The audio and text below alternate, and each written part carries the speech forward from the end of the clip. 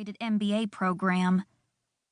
While my dad had harbored hopes I might come back to Georgia and find work in Atlanta, I'd taken a job with the company where I'd interned, the Callahan Corporation.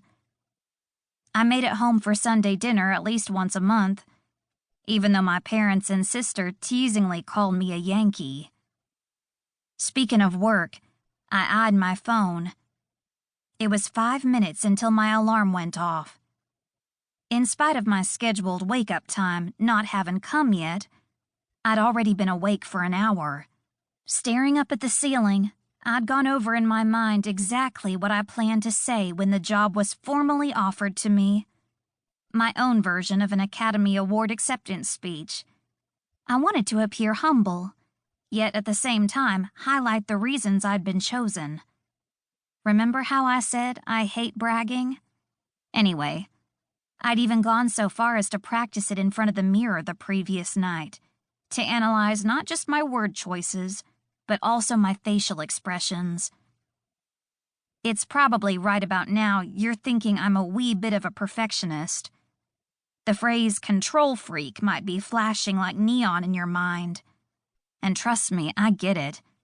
In fact, I embrace my perfectionist side. Without that essential, yet equally annoying quality, I wouldn't be where I am today. With a pep in my step I didn't usually possess in the mornings, I threw back the covers and hopped out of bed.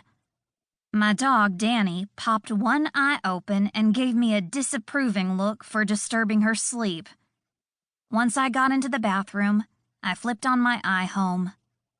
Instead of an upbeat pop tune or a hardcore rap beat filling the room, it was the latest stock market updates from Bloomberg Radio.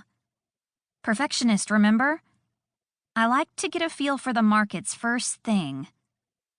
After showering, I took extra time on my hair and makeup.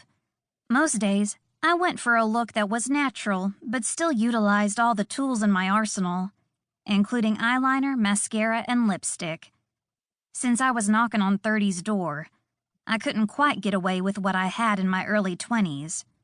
Once I was satisfied with my makeup, I tied my long hair into a trendy twist at the base of my neck. I snickered at the thought that I could pull off a sexy librarian look. Of course, I'd tossed my glasses years ago after getting LASIK. Now that I was finished in the bathroom, I headed back into my bedroom to get dressed. I slipped into a cream-colored silk shirt and a navy pinstripe skirt that hit just at my knee. And then I slid on my matching suit jacket. As I straightened the lapels, I nodded at my reflection in the mirror. I threw a glance at Danny over my shoulder. "What you think, girl? Does Mommy look like a vice president?" Danny's response came in the form of a yawn. "I'll take that as a yes," I replied as I walked over to the bed. "You have fun today at doggy daycare." Yes, I'm not ashamed to admit I send my dog to daycare. It was the only way a dog as large as Danny could stay sane in the city and not devour my furniture. Thankfully for me and for Danny, they had pickup and drop-off service. When I opened my bedroom door, a wave of confetti blasted me in the face. "Happy promotion day!" my roommate and best friend, Mila, cried out enthusiastically. Her dog, Drogo, barked in congratulations, which instantly got Danny going. Drogo and Danny were litter mates Mila and I had adopted through the rescue where we volunteered. Well, it was more like Mila did the hands-on work, while I helped out financially. While my job came with many blessings, the one curse was that it didn't leave me a lot of free time. "Pfft," I muttered as I was momentarily blinded by the multicolored balm that coated my eyelashes and mouth. As soon as I could see and breathe again, I grinned at Mila. "Oh my God, you are too much."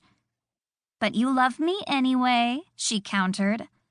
"More than you could ever know," I replied before reaching out to hug her. After squeezing her tight, I pulled away to eye her curiously. "What in the world are you doing up this early?" As the chief makeup artist at the Palace Theater on Broadway.